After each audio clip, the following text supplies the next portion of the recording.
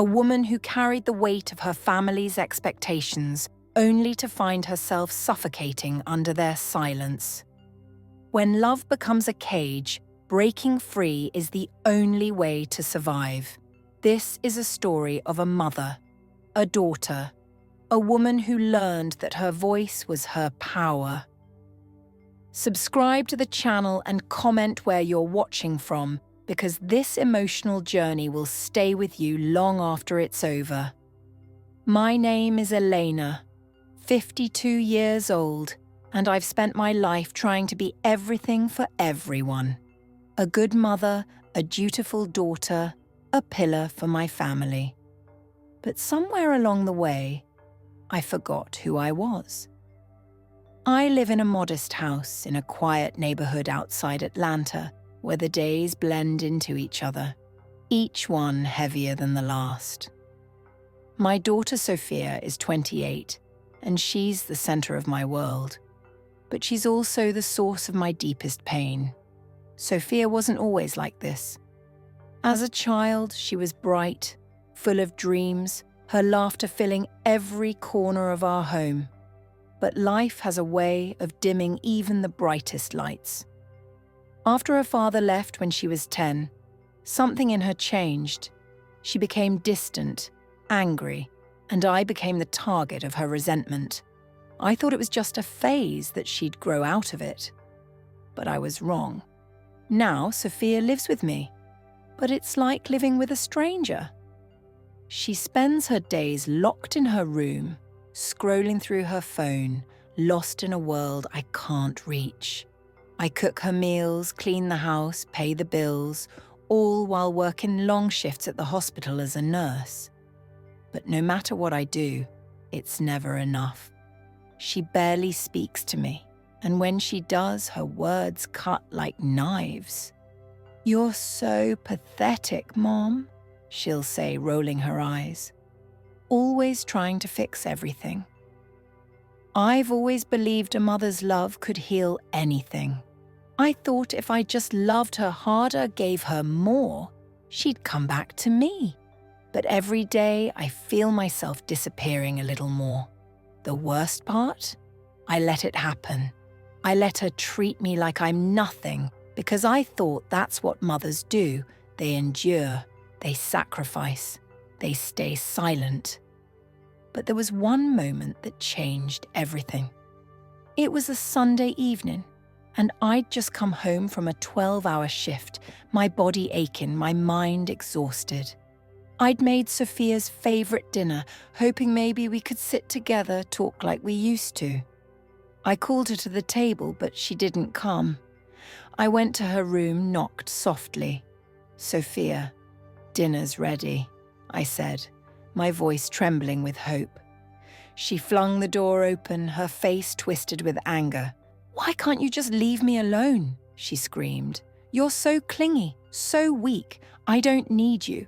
I never did." Her words hit me like a tidal wave.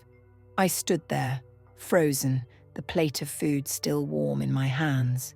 Weak, clingy, those words echoed in my mind, pulling me back to my childhood, to my own mother's voice. She used to call me those things too. "Elena, you're too soft," she'd say. "Toughen up, or the world will break you."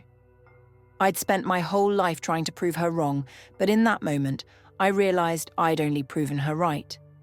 I'd let everyone, my mother, my ex-husband, now my daughter, walk over me. I'd let their silence, their disdain define me. That night, I didn't sleep. I sat in the dark, staring at the walls of the house I'd worked so hard to keep together. I thought about all the years I'd spent bending, shrinking, silencing myself to keep the peace. I thought about the little girl I used to be, full of dreams, before I learned that my worth was tied to what I could do for others. And for the first time in years, I asked myself, what about me? What do I deserve? The next morning, something inside me shifted. I couldn't keep living like this, invisible in my own life. I couldn't keep letting Sofia's anger drown me. I loved her, but I couldn't save her if she didn't want to be saved. And I couldn't save myself if I stayed in this cycle of pain. I made a decision, one that felt like betraying everything I'd been taught about being a mother. I was going to set boundaries. I was going to demand respect. And if Sofia couldn't give that to me, I was going to walk away. I sat Sofia down that evening, my hands trembling but my voice steady. "Sofia," I said, "I love you, but I can't let you treat me like this anymore. I've given you everything, but I'm not your punching bag. You need to take responsibility for your life, your choices, and if you can't respect me, you can't stay here." Her eyes widened, shocked, as if she'd never expected me to stand up to her. For a moment she was silent, and I thought maybe, just maybe, she'd heard me. But then she laughed, a cold, bitter sound. "Fine," she said. "I don't need you anyway. I'll leave." True to her word, Sofia packed a bag and left that night. The house felt emptier than ever, but there was a strange relief in the silence. For the first time in years, I wasn't carrying the weight of her anger. I wasn't trying to fix her. I was free, but freedom came with a cost. The guilt was unbearable. What kind of mother lets her daughter walk away? What kind of woman am I? But deep down, I knew this was the only way. I couldn't keep enabling her pain, and I couldn't keep sacrificing my own. The weeks that followed were the hardest of my life. I threw myself into work, into rebuilding the pieces of myself I'd lost. I started therapy, something I'd never thought I'd do. I began to unravel the patterns of my life, the way my mother's criticism had shaped me, the way I'd learned to stay silent to survive. I realized I'd been carrying the weight of everyone else's expectations my whole life, and it was time to let that go.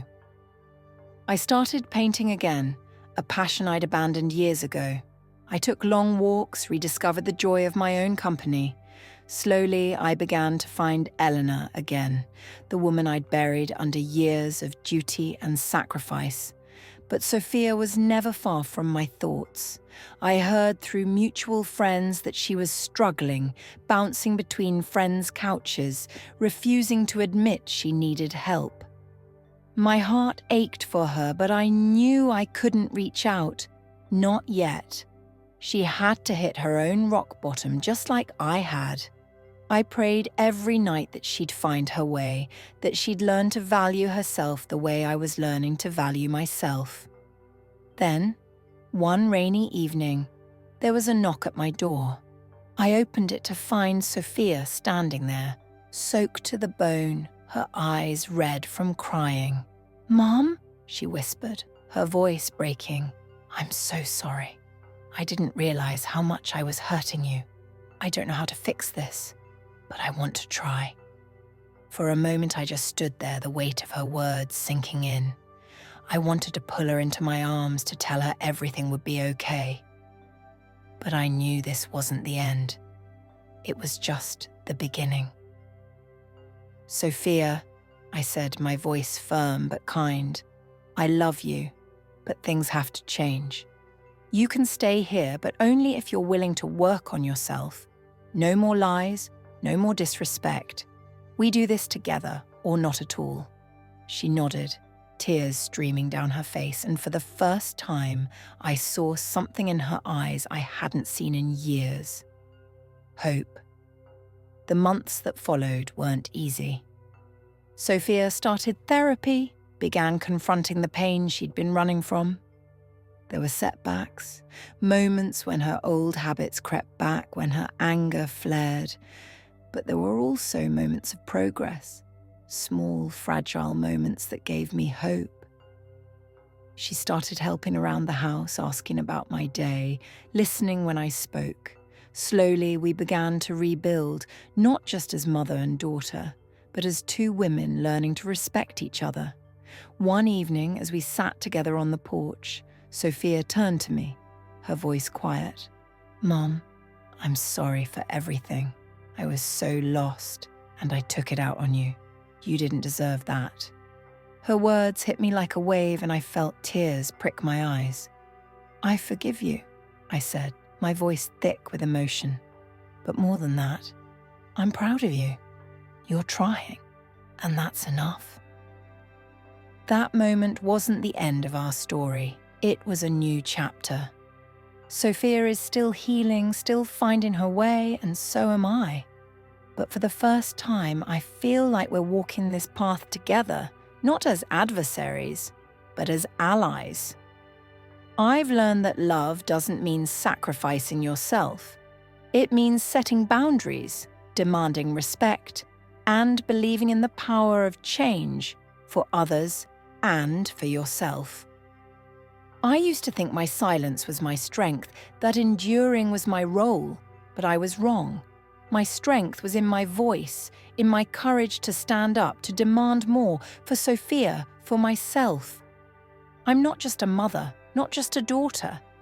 I'm Elena, a woman who's learning to live for herself.